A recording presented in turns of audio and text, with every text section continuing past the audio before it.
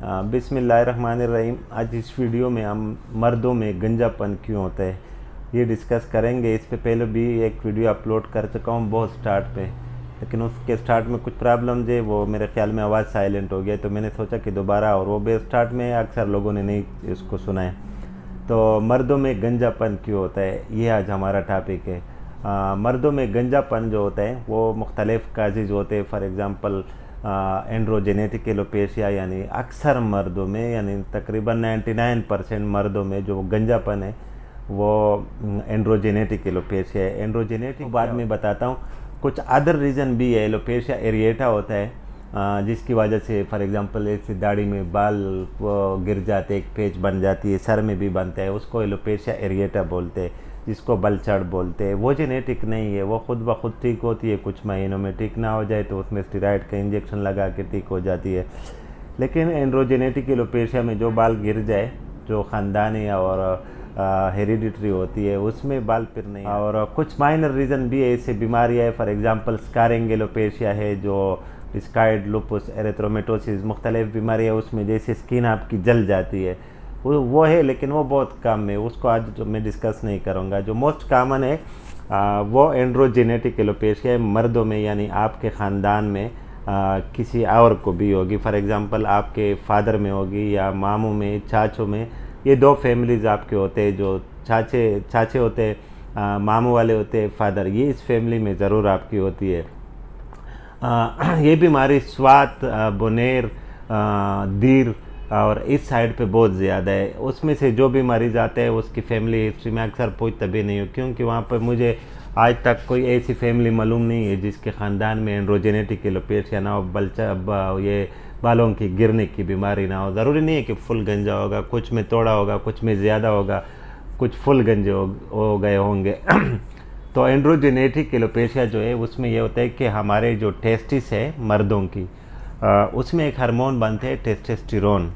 ये टेस्टोस्टेरोन आपके सर के जो फ्रंट के, यानी टॉप के, पीछे से लेके यहाँ तक जो बाल है उसको गिराते हैं, क्योंकि इस पे टेस्टोस्टेरोन के लिए रिसेप्टर्स होता है। और जो पीछे के बाल है वो रेजिस्टेंट होते हैं टेस्टोस्टेरोन को, वो नहीं गिरते, जिसको हम डोनर साइड बोलते हैं। तो डोनर साइड्स के बाल ट्रांसप्लांट का भी यही फलसा है कि डोनर के निकाल के हम आगे लगा देते, तो उस पर चूंकि टेस्टोस्टेरोन रिसेप्टर नहीं तो वो नहीं गिरते। अक्सर मरीज पूछते हैं कि फिर ये क्यों नहीं गिरते।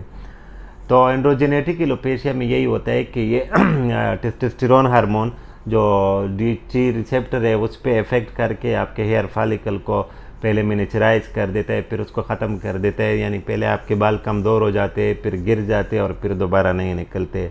तो यह एंड्रोजेनेटिक एलोपेशिया है।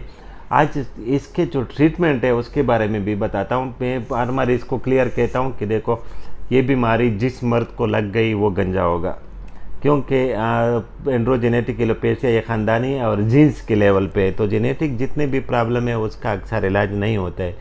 हाँ, आर्जी इलाज है। फॉर एग्जांपल जो फिनिस्टेरॉइड, मिनॉक्सिडिल, ये चीज़ें आप इस्तेमाल करेंगे तो ये रुक जाएंगे, जब छोड़ देंगे फिर गिरेंगे और आखिर में मरीज़ बाल्ड हो जाता है।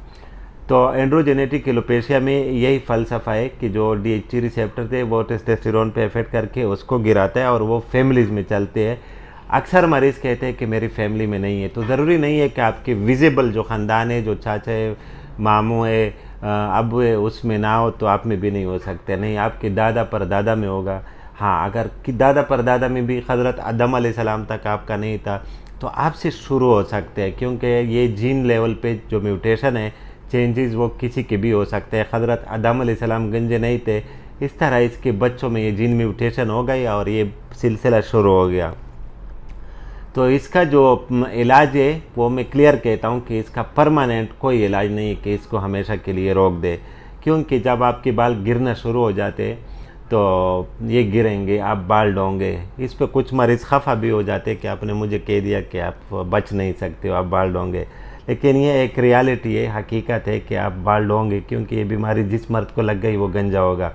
हाँ, एंड्रोजेनेटिक के अलावा कोई और वजह से आपके बाल गिर रहे हो तो वो अक्सर मेडिसिन वगैरह के साथ ठीक हो जाते हैं। जैसे मौसम के साथ भी होता है, सीज़न के साथ अक्सर लोगों के गिर जाते हैं, थोड़े थोड़े लोग हेयर फॉल हो जाती है, फिर उगाते हैं। लेकिन एंड्रोजेनिक वाले बाल वापस नहीं उगते। हाँ, अगर आप कुछ ट्रीटमेंट साथ ले तो ट्रीटमेंट का ये फ़ायदा है, कि आपका जो डिजीज़ सेवेरिटी है वो कम हो जाती है। फॉर एग्ज़ाम्पल अगर आपको 18-19 साल में ये बीमारी शुरू हो गई है तो आपको बिल्कुल ये आर्जी जो इलाज है जिसमें PRP है, फिनिस्टेराइड है, शैम्पू, स्प्रे, तेल है, बायोटिनिक, ये चीज़ें करनी चाहिए। इसका ये फ़ायदा हो जाता है सिर्फ कि फॉर एग्ज़ाम्पल आप 1 साल 2 में गंजे होने हो तो आप वो 2-3 साल बन जाते हैं, वो टाइम डबल हो जाते हैं, वो जो मौजूदा बाल होते हैं वो ज़्यादा टाइम गुजार देते हैं और आपका जो डोनर साइट है वो अच्छा रह जाता है। फिर 23-24 के बाद आप फिर ट्रांसप्लांट भी कर सकते हो। जो अर्ली एज में मैं कहता हूँ कि ना करें, उसका यही रीज़न होता है कि जिस अर्ली एज में ये बीमारी शुरू हो गई तो आपको ज़्यादा बाल्डनेस होगी, जितनी लेट एज में शुरू हो गई तो इतनी बाल्डनेस आपकी कम होगी और आपका डोनर साइट स्पेयर हो जाएगा। जितनी अर्ली एज में शुरू हो गई इतनी ज़्यादा बाल्डनेस होगी और इतना आपका डोनर साइट ख़त्म हो जाएगा, वो सीवियर टाइप का होगा। तो मैं ये यहाँ पे ये पॉइंट क्लियर करना चाहता हूँ कि ये जो PRP है, फिनिस्टेराइड है, मिनॉक्सिडिल है, ये आर्जी ट्रीटमेंट है लेकिन करनी चाहिए क्योंकि इससे आपकी जो प्रेजेंट बाल है उसकी लाइफ थोड़ी अच्छी हो जाती है। इससे रुकते नहीं हमेशा के लिए, इससे सिर्फ हेयर फॉल कम हो जाती है। जैसे फॉर एग्जांपल आज आपने इलाज शुरू किया तो आज आपके 5 बाल गिरते हैं डेली, तो जब आप इलाज कंप्लीट करेंगे तो 2 गिरेंगे, 3 रुक जाएंगे। सिर्फ यही फ़ायदा होता है, बाकी ये इलाज भी परमानेंट नहीं है, परमानेंट कोई सलूशन नहीं है। ये जो आजकल नई ट्रीटमेंट आई है रिजेनरा, ये भी परमानेंट नहीं है, उसका भी है कि 2-3 साल तक आपके बाल अच्छे हो जाते हैं। और दूसरी बात ये कि जो मैं बता रहा था कि फॉर एग्जांपल जितनी अर्ली एज में शुरू हो जाए इतनी आपकी सीवियर बाल्डनेस होगी। जो लोग आते हैं फॉर एग्जांपल 20 साल में, अभी एक बच्चा आया था, उसको मैंने समझाया कि बेटा आपके इस तरह बाल गिरेंगे, आप बच्चे, वो बहुत ही डिप्रेस हो गया। लेकिन मैंने कहा ये रियलिटी है। फिर उसने मुझे डॉक्यूमेंट दिखाया, उसने 2-3 डॉक्टरों से इलाज किया था, किसी ने नहीं उसको बताया। तो मैंने कहा यही फिर होता कि मेरे इलाज शुरू करते, आपके बाल नहीं रुकते, तो फिर मेरे बाद आप किसी और डॉक्टर के पास जाते तो आखिर में आपकी पैसे भी ज़ाया हो जाते और बाल भी हो जाते हो। तो मैंने कहा खैर आप एक दिन खफा होंगे, ये आपका क्लियर हो जाएगा मसला, आपका अपना दिल बड़ा रखो क्योंकि एक बार ये जो आपके बाल जो गिर रहे हैं बहुत स्पीड से गिर रहे थे तो आपको बाल्डनेस होगी, लेकिन आपका एज कम है, 20 साल है, तो आप मेडिसिन और ये PRP वगैरह ट्रीटमेंट लो ताकि अपने बालों को 23 साल तक तो आप पहुंचा दे। 23 के बाद अगर आप गंजे भी हो गए तो आप ट्रांसप्लांट कर लेंगे। तो एंड्रोजेनेटिक एलोपेशिया के बारे में मेरे ख्याल में आप लोगों का माइंड क्लियर हुआ होगा कि ये एक जेनेटिक प्रॉब्लम है, ख़ानदानों में चलती है, टेस्टोस्टेरोन हार्मोन की वजह से होती है और ये एक इलाज मरज़ है, इसका परमानेंट कोई सलूशन नहीं है सिवाय ट्रांसप्लांट के। ट्रांसप्लांट जब आप बाल्ड हो जाते हो तो उसका परमानेंट सलूशन है। फ़िलहाल तो यही है, क्या पता फ्यूचर में कोई ऐसा इलाज आ जाए कि इसका परमानेंट हल हो, लेकिन ये मौजूदा दौर की मैं बात कर रहा हूँ।